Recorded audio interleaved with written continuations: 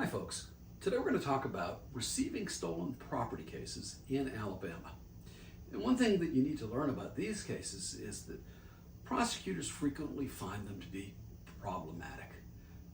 And the reason is that to prove somebody guilty of receiving stolen property, you need to show that the person was in knowing possession of that property, or the circumstances are such that you can attribute that a person really should have known or did know that the property was stolen.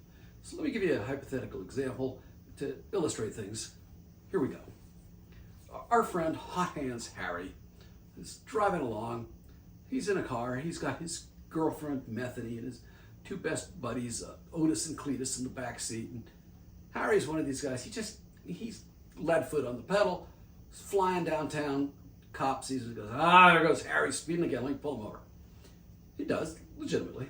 And he walks over to the car and he sees on the floorboard of the car the butt of a gun sticking out under the seat. He says to Methany and Otis and Cletus, "You guys know anything about the gun?" Huh? No, sir. No, we don't know nothing about no gun. Okay. He says, everybody step out of the car. Hot Hands, the gun. You know anything about the gun? He goes, the gun, I got nothing to say. All right, well, he goes, let me run a records check on the gun. He does. 3 days earlier, the gun had been stolen. Cop runs a fingerprint test on the gun. Harry's fingerprints are all over it. He's like, I'm not going down for that gun. He goes, and hire me, good lawyer.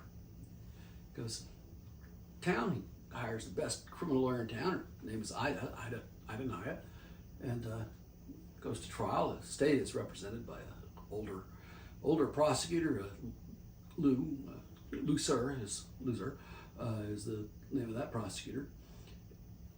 And the prosecutor that closes the evidence says, ladies and gentlemen, guy's guilty. You know he's guilty. I know he's guilty. Look, it's pretty clear. He's driving the car. He's got a gun. It's right at his feet. It's within hand length. You know, there's this gun. It's stolen. It was stolen 3 days before, covered with his fingerprints. He's guilty. Do your job. Find him guilty. Well, Ida Nyatt stands up and says, oh, hold on, folks. He's missing some pretty big pieces in his argument. First, the fact that Harry has his fingerprints on the gun proves nothing as to whether or not he knew that it was stolen. You know, if I'm handling a can of Coke and my fingerprints all over it, that doesn't mean I knew that the Coke can had been stolen. Same thing with a gun. If I pick up my gun and I put it down, well, that doesn't mean I knew the gun was stolen. And the fact that it was stolen 3 days before, so what? A lot can happen in 3 days. We don't know, but from the evidence, it could be anything. Harry could have gone to a friend of his or a flea market or wherever and said, hey, sell you this gun. Oh, sure. Harry buys the gun, puts it under the seat. So what? Where's the evidence that he knew? Where's the beyond a reasonable doubt evidence that he had any knowledge? Where's any proof that Harry knew that the gun was stolen? It's not there. The evidence isn't there. And the only reasonable conclusion is that you should do your duty and find him not guilty. What's the jury going to do? Well, it's a fictional case. My hunch is they do the right thing and find him not guilty. But let's move on.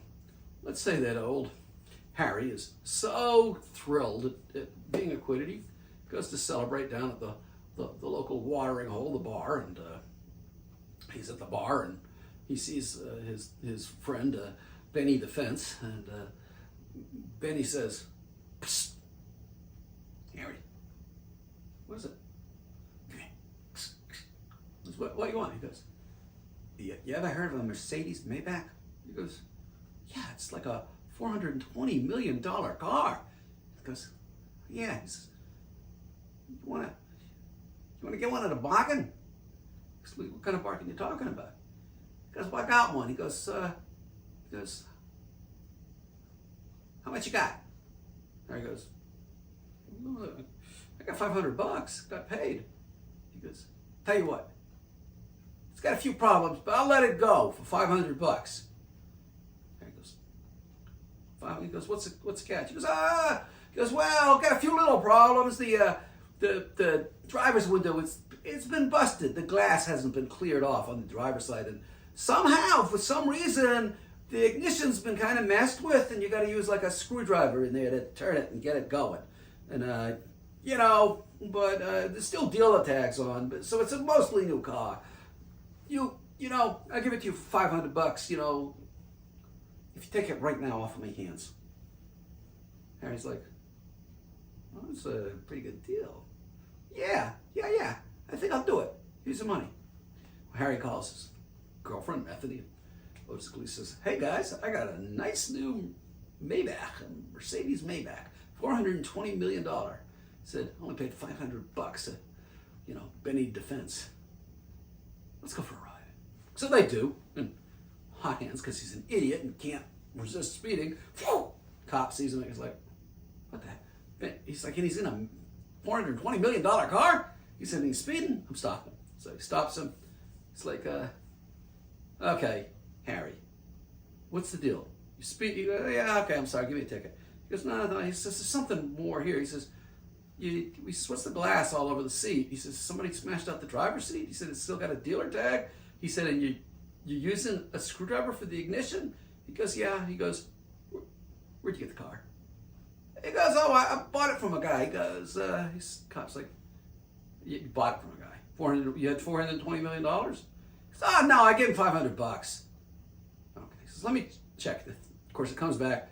He says, this thing's been stolen half hour before you got it from the dealer. He says, look, I'm taking you in this time, receiving stolen property. What? Yeah. This time, Harry's like, look, they can't prove nothing. I'm not spending that kind of money on that Ida lawyer. He says, I'm gonna get somebody else. So he goes to the third floor walk up in downtown Huntsville, finds an older lawyer, a guy named Malpractice is his name.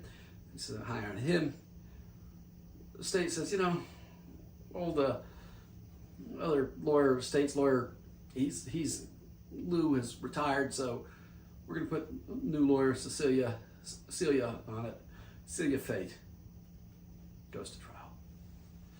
Well, Mal stands up there and says, folks, Harry ain't guilty of nothing. Well, the fact that he's driving a car, yeah, sure, it's worth a little bit more than the $500 he paid, but, you know, and yeah, but he, you know, look, it had some problems, the broken glass, the, you know, having to use a screwdriver, it wasn't worth no $420 million. How's he to know? I mean, you know, so what? That's the, you know, he ain't guilty, look at that. Well, this time Celia gets up and she says, folks, none of you fell off a turnip truck yesterday. Who of you would look at a car that you know is worth millions and millions of dollars and think that it's a deal to pay $500 for it, especially when there's broken glass on the driver's side and it's obviously been hot wired? No. You look at it and you go, that's not a deal, that's a steal. And if you're an honest person, you're going to say, oh, no, I know that's a stolen car. I'm staying away from it. That thing's flaming hot. And Harry knew. Sure, he didn't tell us directly that he knew, but look at all of the evidence around this. Harry knew, and any reasonable person would know that Harry is guilty. And I ask you to do your job and hold him accountable for receiving stolen property. Again, fictional case, but the odds are a jury's going to say, yeah, he either knew or any reasonable person would have known. We don't think that he just was like that stupid. Although Harry may have been, but he probably would be convicted. At any rate, in receiving stolen property cases, usually the issue is, did the person know, or were there reasons to believe that he knew that the property was stolen? This applies through all the different degrees of stolen property cases. If you find yourself in some sort of a legal jam here in North Alabama and you'd like our help here at Siegel & Siegel, just give us a call. The phone number should be below there somewhere. I hope you enjoy this video. If you want to be nice to us, if you please give us a thumbs up on the little, whatever, the thumbs up button. And if you want to see more of these videos as they come out, just hit the subscribe button. As always, I hope you found this video to be educational and informative, and thank you for watching.